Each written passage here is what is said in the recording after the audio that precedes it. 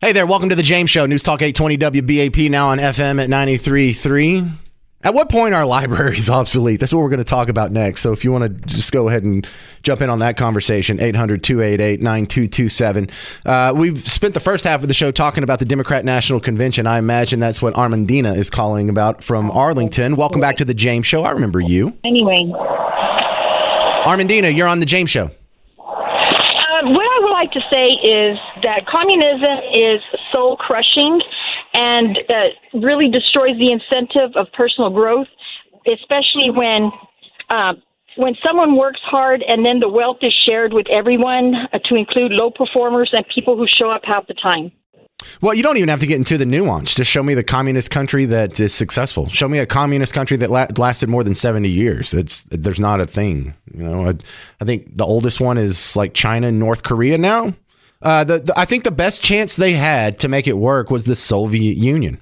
That wasn't a third world country. It was a first world country. It was probably, scientifically speaking, the most advanced country in the world at the time. Remember, they got to space before we did. They got a satellite up before we did. They put a dog up, or was it a monkey? A monkey up before we did. They got a human being up there before we did. They got a probe to the moon before we did, not a human. So they literally took the most advanced country on Earth and ran it into the ground in 70 years. That's how long it lasted. Go ahead. Yes. Yeah, and I just want to say, particular for this current young generation, you know, it might be instant gratification that they're getting the wealth of people who are hardworking performers, but it's going to catch up to them. And this is, again, like, we know that this is not being taught in school. So as Generation X and other millennial adults, we need to make sure we are voicing this about what socialism and communism is, which is why I'm calling it to the station. Right. So when I was on satellite radio, next to our offices, it was just an office complex. There was a guy who had his own little startup tech company, and he was from Cuba. And he found out that when we were on, a right-wing talk station, that he became our biggest fans. And if he heard Kamala Harris talking about the price controls that she mentioned a couple weeks ago, he would just go insane. He is the most free market capitalist person. He is the most anti-communist person, because for the first 7-8 years of his life, he lived in communism. And then his parents told him all the stories as soon as they got away from that island hellhole. And it's not something that's just endemic to Cuba. Everywhere it's tried, it's happened. Thank you for your call. Armandina brings up a good point. And the fact that you remember when we were kids and when you were watching Saturday morning cartoons, cross-legged on the floor with a bowl of Fruity Pebbles or whatever, and Sally Struthers from Family Ties was stepping through all the starving kids with the distended bellies in Ethiopia because they didn't have any food. Well, it's not because, as Sam Kinison said, that they just have sand. Funny joke. But they were under a communist government. And as soon as the Marxists lost power and they brought in some semblance of free market capitalism, believe me, it's not like a free open market now, but it's way better than communism, at least in its mixed state now. And guess what? Starvation hasn't gone away, but almost has gone away, even in Ethiopia. No, they weren't starving because Ethiopia is an undeveloped third world hellhole. They were starving because it's just a country that develops communism, and that's just what happens. And it was, look, after Sally Struthers, 15, 20 years later, the socialists take over Venezuela. They took it from the richest Latin American country to people breaking into the zoo to eat the animals. They did that in a decade. So, yeah. So price controls should be a deal breaker. It should end anyone's candidacy. The fact that you can have a candidacy after announcing price controls just lets me know how economically ignorant our neighbors are. And I'm not saying that to be mean or make fun of them. It's just the literal version of the word, ignorant. All right. So in Dallas here, let me do a local story for a second. Tap the brakes on national politics, because this is local politics and this affects you as well, because this is coming out of your pocket. The Skillman Library has plans to close. Now, there's some people who are pretty upset about it. And I don't want to go on some tirade about how all public libraries are a waste of tax money and should be closed, but I'm kind of leaning that way. But for library supporters, is there ever a good time or a good excuse to shut down any library ever? Like, what if you spent all this money to service people, but you're only servicing 1/10 as many people as you thought you would? I mean, is there what is the metric by which you would say, yes, that library is obsolete and we need to shut it down, or it is a waste, it's inefficient, and we can do the job with our 29 other libraries? There's 30 libraries in the Dallas library system. Is there any way they would ever admit the public library system is anachronistic? Because I think libraries are pretty obsolete, especially public libraries are definitely obsolete. And there's a lot of things that you don't realize you don't like about public libraries. You think it's just, hey, it's a nice place for people to go get books at a reasonable cost, and it doesn't cost much anyway. And it's a library. It's for learning. It's a good thing. We want people to be smart, don't we? Well, where would the drag queens do their story hour to kids if not in public libraries? You know, you've seen like drag queen brunches and stuff. It's kind of hard to complain about that. That's just adults with other adults doing adult things, and they're not letting kids in there. But the nasty stuff happens in schools and public libraries. If you do need a library at public expense, you know, well, we've got school kids. They've got to study. They've got to learn. You've got a library in your school. Why do you need this extra one? This isn't for the kids. The library is also used for a place for political activist groups to meet. Almost all of these political activist groups disagree with you. I only know this part because for a while there, now this was like 20 years ago, when I lived at like Windhaven in the Tollway, there's a library that was across the street from my apartment. It's still there, Windhaven Courts or Estates or something. So I went there and I was amazed at how many times the meeting room had some political activist group. They never agreed with me, not once. It was just a setup for a big government program to support big government activists so they can go out and they can agitate for more big government. It was almost like they were giving their minions, their foot soldiers, facilities at your expense. Where will homeless people access porn and take sink showers if not the public libraries? That's what happens at the Dallas Public Library downtown. Don't go. If you go in the bathroom and it smells, just turn around and walk out, because that means there's a dude that basically lives in there. But I love this idea also, the pro-library people that, man, the poor people, James, they need access to books. How do you expect them to improve their lot in life if they don't have access to books? They're not reading books, dude. They wouldn't be poor anymore. And if they were, it'd be a temporary situation. And if they do need books, we have private sector book accommodations. We have bookstores. We have book charities. And then there's something that I'll tell you about coming up in about 5 minutes after the break. Just a little piece of wisdom from some hick who just crawled out of a log cabin in the middle of the forest. There are such things as non-public libraries. There are such things as private libraries that aren't from taxpayer expense. How do I know? We have them out in the country all over the place. I'll tell you about it next on The James Show. News Talk 820 WBAP, now on FM at 93.3. Hey there, welcome back to The James Show. News Talk 820 WBAP, now on FM at 93.3. Yes, I have to issue a correction. I made a boo-boo in the last segment. I'm sorry. I said Sally Struthers was from Family Ties. I was wrong. She's from All in the Family. Thank you, Tommy. All right, 800-288-9227 if you have any opinions on this library topic here, because I saw the petition that was getting floated around to save the Skillman Library.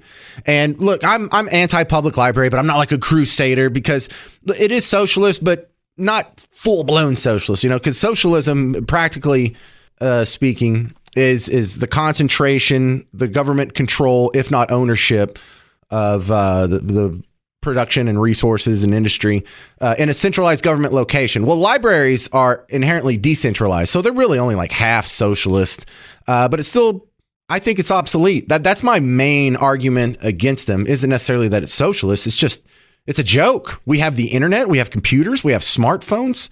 I mean, the libraries are not just obsolete, they're so obsolete they're a laughing stock. First, if you don't give me the educational angle. All of your kids' schools have libraries in them. These extra libraries that are floating around, come on, man. What's the point of this? We don't have a shortage of book availabilities. I mean, we have giant book chains that are going out of business. There's too many books on the market. Books are cheap. Books are readily available. If you're a guy who wants to read a book and you can't get your hand on a book, it doesn't take much effort to find one. Go to a garage sale. My church, First Baptist Church of Buck Tussle, we had a fundraiser over the summer for the kids' summer camps. People donated hundreds of books. And you know what we only sold like a dozen of? Yeah, that's right. Books. But look, I was late to the smartphone game, but when I got one, there was a library app. I'm like, oh yeah, you can just download books. That's crazy. And I found out like most of the classic works of literature are free. Some institution just pays for the bandwidth, I guess. But I downloaded like that first week. I first had my first smartphone. I downloaded dozens of classic works. I mean, it was everything. Catcher in the Rye, Plato's Republic, Common Sense from Thomas Paine. That's where I read that. And I'm not saying there's zero demand for libraries, not at all. I'm just saying it's not big enough that we need to subsidize it with your money. But look, books are like any other industry. The demand for books is going to be met more quickly, with better quality and less expense, more efficiently, with private sector rather than the public sector. And look at your bookstores versus this Skillman library or the nearest Books A Million to you. Which one has better hours of operations? Which one's open longer? Which one has more helpful staff? Which one actually services more people? Which one has more people in it right now? Who does a better job connecting books with people who want to read them more efficiently than the private sector? The public sector doesn't. But I want to also bring you some of the wisdom of us common old booger eaters out in bug tussle. Out there where you don't wear shoes every day and you wear overalls without a shirt and it's not your fault. God made your cousin so pretty. We see things that you don't see if you're stuck in DFW. Because in small town rural America, they have this whole thing. You're not going to believe this. This is going to sound like fantasy. This is going to sound like a flying unicorn. They have privatized libraries. Oh my goodness. You mean we can have a library without public spending? Yeah, it's amazing. But they exist out where I'm from. There's none around here, though. There's I'm in downtown Dallas right now. I don't know where the nearest one is, but it's actually fairly common out in the country because tiny towns don't have a tax base to have just extra money to throw at a library. And depending on what small town you're in, the nearest bookstore could be, like an hour round trip away, if not further. So what do these communities do? They come together and they use their own private voluntary donations. I know, it's amazing. Imagine that. They have fundraisers, they have book sales, they have chili cook-offs. Some of them are completely run by volunteers. But for the Skillman Library folks, or for any of you public library folks, if these libraries are so important to the community, then why don't you just take over the library and run it privately? Now, you want this library to stay open. How many volunteer hours are you willing to work? How much money are you willing to donate? How much money are you willing to raise on behalf of the library? Because if y'all were everyone signing this petition was able to do some work, you wouldn't need my taxpayer money to keep it open. You can actually keep it open your damn self without forcing me and you to pay for it. Why don't you go organize some fundraisers? Why don't you buy that building and prove me wrong? This is your chance. It's like the people who say, well, fast food workers should be making $25 an hour. Go open a McDonald's franchise, pay your people $25 an hour. Prove me wrong. Show me how it's done, smarty pants. Economic genius. If I'm so wrong, then this is a great chance to make me look like just a hateful little idiot. But I'm not. I'm not saying this out of a place of hate. I'm not saying this because I'm just some mean guy who wants to slap the books out of the hands of poor children. I'm saying this because it's an absolute waste. It's a farce. I can't pretend it's not a farce, and it's wasting my money, and it's wasting your money. And it's even wasting the money of the people that are standing up for it. Do you know how cheap books are today? Go to an estate sale. Go to a garage. Dude, they're so cheap. I got books I will just give. If you want to get started, I'll give you enough books to last you the rest of the year. But this library activism often comes with an appeal to the poor, like our poor downtrodden neighbors. They would be getting ahead if only they had more access to books at your expense.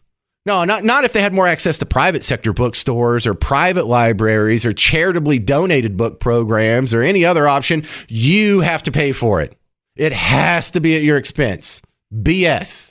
800-288-9227. 800-288-9227. I would like to note that I'm never forcing anyone else to fund my ideas involuntarily like this.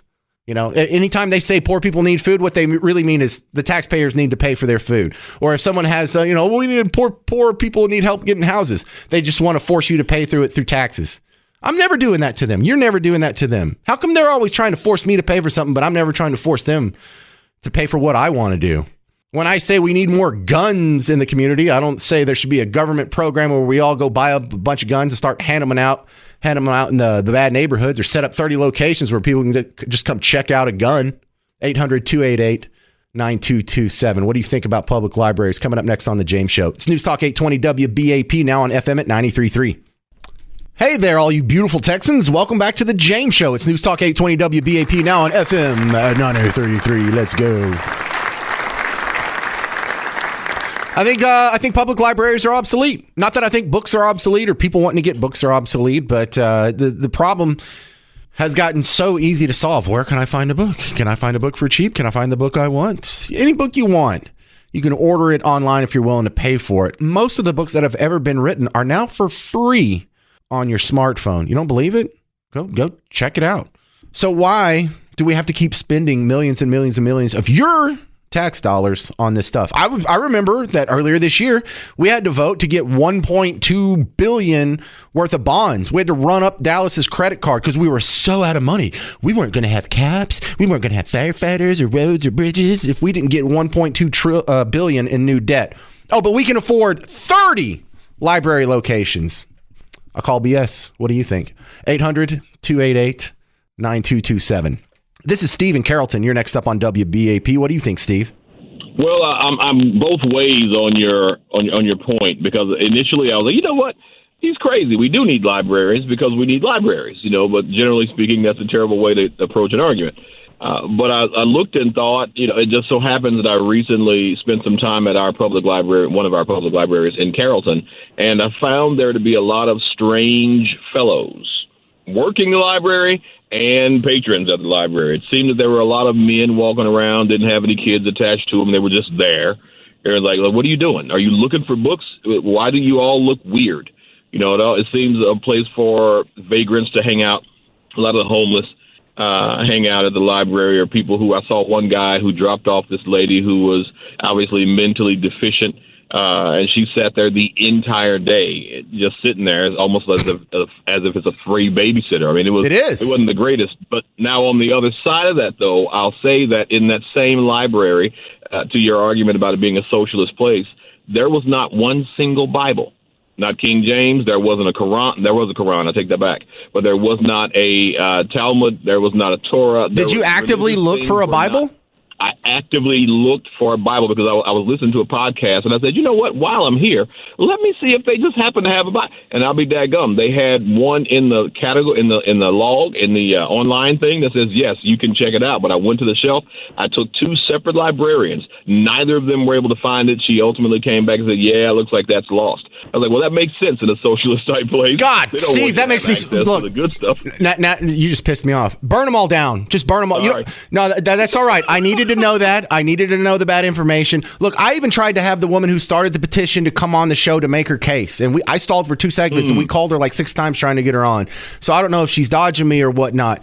But you can't find the single most important book in Western civilization, the most important book in the history of the world, the best-selling book every year since the Gutenberg press was invented, and that's not in your library. Then what's it for? Drag Queen Story Hour? The gay BCs? Man, forget all this. It really is. And I looked up that too, speaking of that. Oh, they had the gay BCs?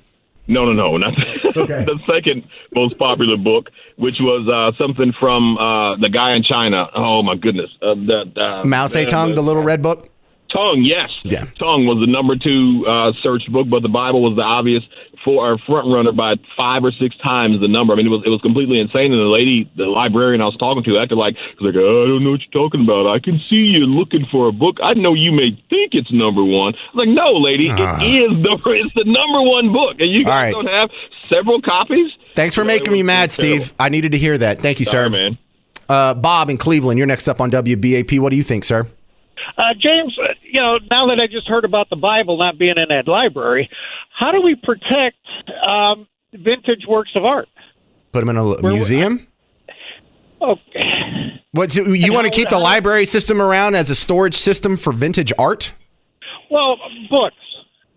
About a year or two ago, they were talking about they're changing the way the books were written. And because of the woke people don't like the word fat.